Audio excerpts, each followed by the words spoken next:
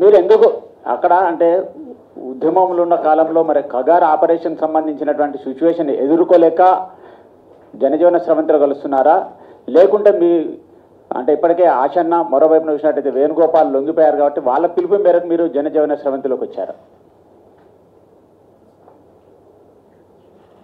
మొట్టమొదట మీ అందరికీ నవలాల్ సలాం. అయితే నేను మీ ఇద్దరం కావచ్చు అనారోగ్య సమస్యలతోటి బయటికి రావడం జరిగింది. దాంతోపాటు కగార్ ఆపరేషన్ దాడి కొనసాగుతున్నది. కాబట్టి తెలంగాణ ముఖ్యమంత్రి రేవంత్ రెడ్డి గారు, అట్లాగే తెలంగాణ డీజీపీ శివధర్ రెడ్డి గారు కూడా జనజీవన స్రవంతులకు రండి అనేది పిలిపించారు. అట్లాగే రేవంత్ రెడ్డి సారు కూడా నక్సలైట్ మానదమ్ములే అనేది కూడా మాట్లాడాడు. కాబట్టి ఇవన్నిటిని దృష్టిలో పెట్టుకొని మాకుండే అనారోగ్య సమస్యలు ఇవన్నీ దృష్టిలో పెట్టుకొని ఇప్పుడున్న పరిస్థితి లోపల కగార్ ఆపరేషన్ జరుగుతున్న ఈ కాలం లోపల నష్టాలు జరిగే అవకాశాలు ఉన్నాయి. కాబట్టి జనజీవన స్రవంతిలోకి వచ్చి ఇది లొంగుబాటు కాదు, ఇది మీరు స్పష్టంగా అర్థం చేసుకోవాలి. ఇప్పుడున్న పరిస్థితి లోపల మేము జనంలోకి వచ్చి ప్రజల్లోపటికి వచ్చి పని చేయాలని అనుకుంటున్నాం. రేపు ప్రజల మధ్యనే పనిచేస్తాం. ఇప్పుడు నేను ఉదాహరణకు నేనున్నా 1980 ఏప్రిల్ లోపల నేను రిక్రూట్ అయిన పార్టీ లోపలికి. అంటే గత 45 సంవత్సరాల కాలంగా ప్రజల కోసం నేను పనిచేస్తున్నాను.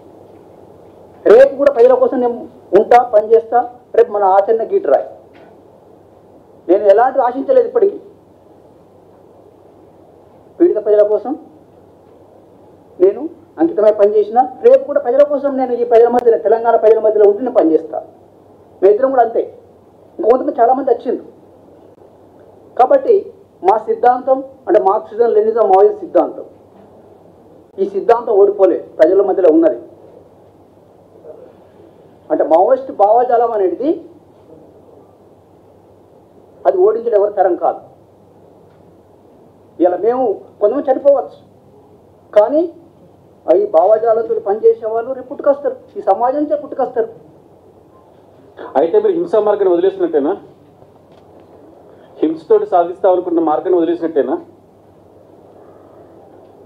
మేము ప్రజల మధ్య పనిచేయాలనుకుంటున్నాం, ప్రజాస్వామిక పద్ధతిలో పనిచేయాలనుకుంటున్నాం. మారిన పరిస్థితులు మారినాయి. మారిన పరిస్థితులకు తగ్గట్టుగా మేము పనిచేయాలని పార్టీ ఆలోచిస్తున్నాం. అంటే పార్టీలో సిద్ధాంతపరమైన విభేదాలు ఉన్నాయంటారు కదా, ఆ విభేదాలు ఏంటివి, అసలు ఏం జరుగుతుంది పార్టీలో? ఇప్పుడు ఆ విషయానికి సంబంధించి అనుకున్నప్పుడు అవన్నీ ఇప్పుడు లోతుగా అంటే పార్టీ మీకు అందరికీ తెలుసు, మీడియా లోపల చీలిక వచ్చింది క్లియర్. పార్టీ లోపల అంతర్గతంగా చీలిక వచ్చింది క్లియర్. కాబట్టి ఆ విషయాలు ఇప్పుడు ఇక్కడ చెప్పలేను. రేపు నెక్స్ట్ అవకాశం వచ్చినప్పుడు నేను పిలుస్తా, మీరు రండి, నేను మాట్లాడతా.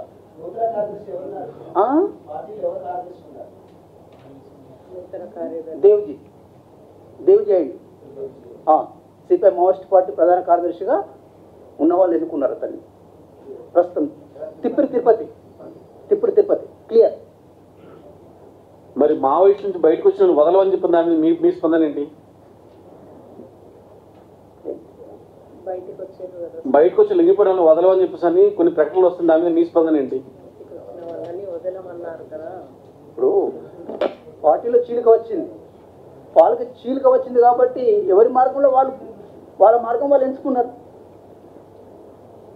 మా మార్గం మేము ఎంచుకున్నాం. నేను మాత్రం సిపిఐ మావోయిస్ట్ పార్టీ లైన్ని నేను సమర్థిస్తున్నాను. దేవుడిని సపోర్ట్ చేస్తున్నాను, సోలుని వ్యతిరేకిస్తున్నాను అంతే. రేవంత్ రెడ్డి గారి ప్రజాపాలన మీకు నచ్చిందంటారు?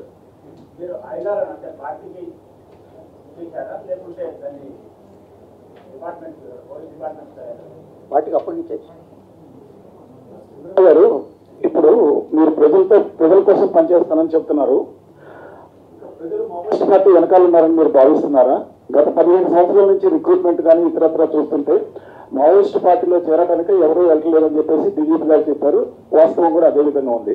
ఇంకా ప్రజలు పార్టీకి అండగా ఉన్నారని మీరు భావిస్తున్నారా? అంటే మాకు కూడా ప్రజల మధ్య పనిచేసే క్యాడర్ ఉన్నారు. మేము పనిచేస్తాం, మా శక్తి మేరకు మేము పనిచేస్తాం, మా ఐడియాలజీతో పనిచేస్తాం. మా ఐడియాలజీ ఉన్నది, దేశం అంతటా ఉన్నది. ఐడియాలజీ తోటి మేము పనిచేయడం కోసం ప్రయత్నం చేస్తాం. ఐడియాలజీ తీసుకోవాలి. So thank you very much for coming for this press conference. Thank you.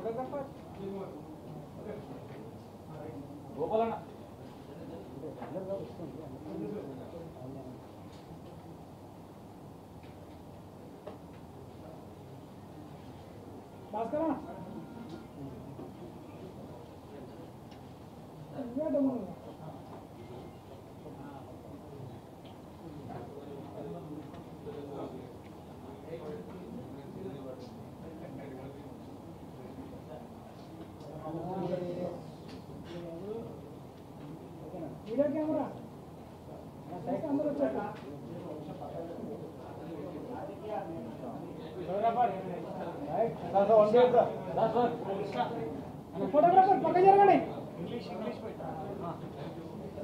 Sir 1 minute sir. Sir మళ్ళా సార్ కవర్